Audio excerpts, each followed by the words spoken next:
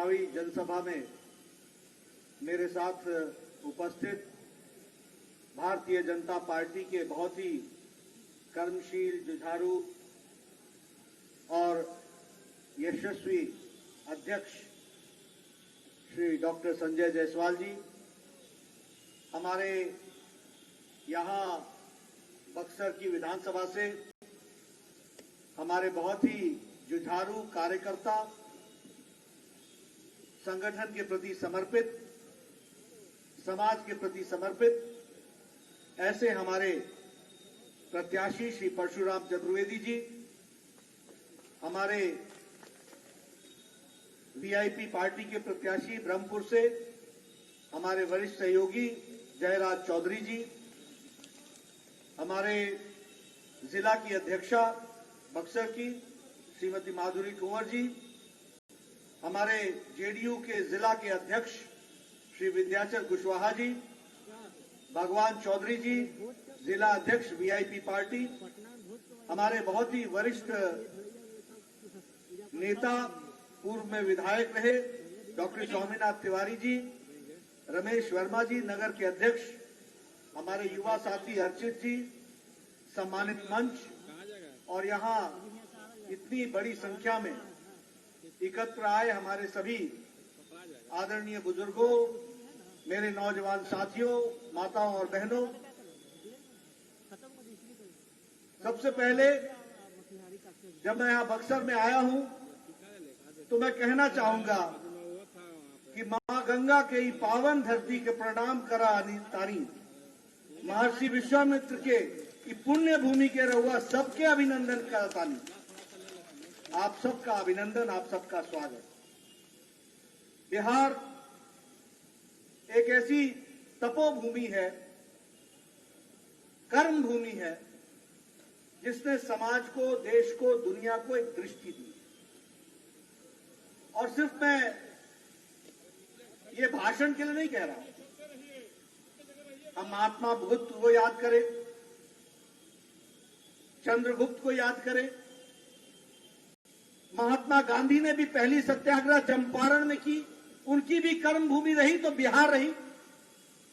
और आजाद भारत में अगर हम लोकनायक जयप्रकाश नारायण को याद करें तो ध्यान में आता है कि आजाद भारत में भी प्रजातंत्र को मजबूत करने का और कांग्रेस का वैकल्पिक सरकार देने का अगर किसी ने बीड़ा उठाया तो संपूर्ण क्रांति के नाम पर लोकनायक जयप्रकाश नारायण ने उठाया। इस बात को हमको समझना चाहिए। इसलिए मित्रों, ऐसी धरती को और ऐसे धरती के सपूतों को कुछ मैं अपनी ओर से कहूं, इसकी कोई आवश्यकता नहीं है। आप सब जागृत प्राणी हैं, आपने सब कुछ देखा है और मैं तो ये गौरव के साथ कह सकता हूं कि मैंने तो बहुत कुछ सीखा है, तो वो बिहार से सीखा है, बिहार की पावन धरती से सीखा है, यह मैं कह सकता हूं।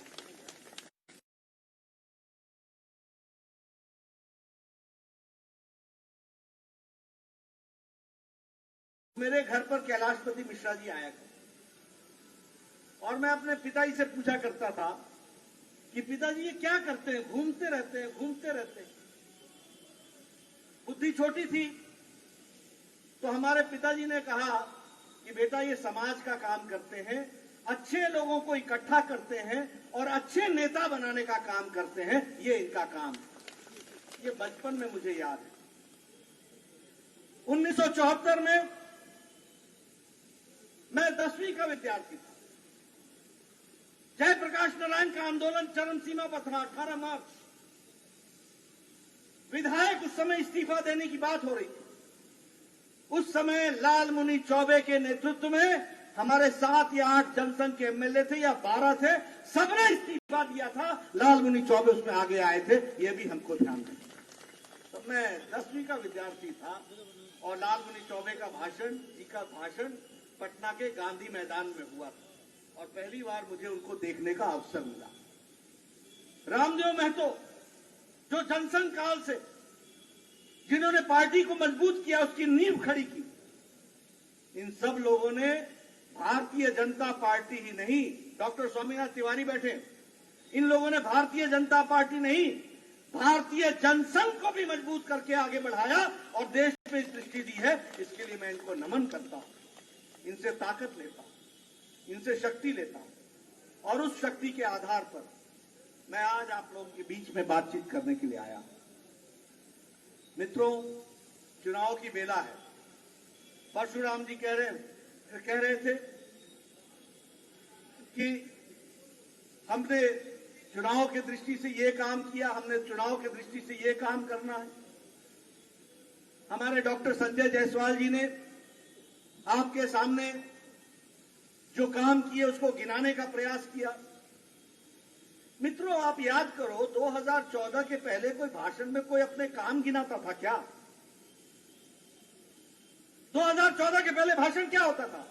उसने ये नहीं किया, उसको ऐसा है, वो ऐसा है, वो फलानी जाति का है, वो फलानी जाति का है, वो अगड़ा है, ये पिछड़ा है, ये गंगा के उस पार का है, ये गंगा के इस पार का है। यानी भारत की राजनीति, बिहार की राजनीति जातिवाद, भाई भतीजावाद, अपनेपन से, परायेपन से समाज को बांटते हुए चुनाव के मैदान में हम उतरा करते थे। लेकिन 2014 के बाद पहली बार भारत के यशस्वी प्रधानमंत्री ने भारत की राजनीति की संस्कृति और चाल ढाल और रंग बदल दिया और उसको एक रिपोर्ट कार्ड के साथ जोड़ दिया। इस बात को हमको समझना चाहिए। आज कोई भी आता है तो वह रिपोर्ट कार्ड की उसको बात करनी पड़ती है, काम के आधार पर वोट मांगना पड़ता है। ये मोदी जी ने भारत की राजनीति की चाल बदल दी। आज कोई भी आता है तो उसको अपना काम गिनाना पड़ता है और जब काम गिनाने की बारी आती है तो मैं हमेशा कहता हूं कि कभी भी किसी पार्टी को और कभी भी किसी नेता को इस आधार पर मत चुनो कि वो क्या करेगा, वो पार्टी क्या करेगी। किसी को भी चुनना है तो इस आधार पर चुनो कि उस पार्टी ने और उस व्यक्ति ने, उस कैंडिडेट ने पीछे क्या किया है। अगर पीछे उसने अच्छा काम किया है तो आगे भी करेगा और पीछे अगर गलत काम किया है तो आगे भी वो आपका भला नहीं करेगा। इसको आपको समझना चाहिए। और जब मैं ये बात कहता हूं तो मुझे ध्यान में आता है, आजकल मैंने देखा आरजेडी का पोस्टर, उसमें सिर्फ तेजस्वी दिख रहे, लालू जी उसमें नहीं दिख रहे। अब क्यों नहीं दिख रहे भैया? जब तक रहेगा बिहार में आलू और तब तक रहेगा लालू। अब पोस्टर ही उनके बेटे साहब ने गायब कर दिया। क्यों गायब किया? इसलिए गायब किया कि बिहार की जनता जागरूक हो गई है, जानती है कि अब लूट राज नहीं चलेगा, अब लालटेन राज नहीं चलेगा, अब मोदी का एलईडी राज चलेगा। इस बात को समझ गई है, ये जान गई। गुंडा राज नहीं चलेगा, कानून का राज चलेगा, बाहुबली का राज नहीं चलेगा, विकास बल का राज चलेगा। ये अंतर आ गया है और इसलिए मैं ठोक बजा करके कहता हूं, आप याद करो, प्रधानमंत्री जी ने पिछले चुनाव में 2015 में 1,25,000 करोड़ का पैकेज घोषित किया था कि नहीं किया था? किया था ना। लोग अगले चुनाव में भुला देते हैं, भूल जाते हैं, कोई पूछे तो जवाब नहीं देते। मैं आपके सामने बहुत गौरव के साथ ये बोलने आया हूं कि मोदी जी ने 1,25,000 करोड़ तो बिहार को दिया ही दिया, साथ में 40,000 करोड़ रुपए एक्स्ट्रा दिए हैं। ये भी आपको ध्यान में रखना चाहिए और मैंने ये सारे गिनाए हैं। 10,000 करोड़ रुपए दिया गया है शिक्षा के लिए, 600 करोड़ रुपए दिया गया स्वास्थ्य के लिए, जिसमें डुमरांव का कॉलेज मैंने नहीं जोड़ा है, जिसमें मैंने 12 कॉलेजेस नहीं जोड़े हैं, जिसमें मैंने all India institute of medical sciences Darbhanga 1200 crore का नहीं जोड़ा है। उसके अलावा 600 करोड़ दिए, 54,000 करोड़ रुपए दिए हैं हाईवे के लिए, 17,000 करोड़ रुपए दिए हैं ये ब्रिज बनने के लिए, लगभग 22,000 करोड़ रुपए दिए हैं रेलवे के इलेक्ट्रिफिकेशन के लिए और इन सब के अलावा 40,000 करोड़ रुपए एक्स्ट्रा बिहार को दिया है तो मोदी जी ने दिया है। इसलिए मैं सीना थान करके बोलता हूं कि ये रिपोर्ट कार्ड वाली सरकार है, जो कहती है उससे ज्यादा करके देती है। ये बात आपको बताना चाहता हूं।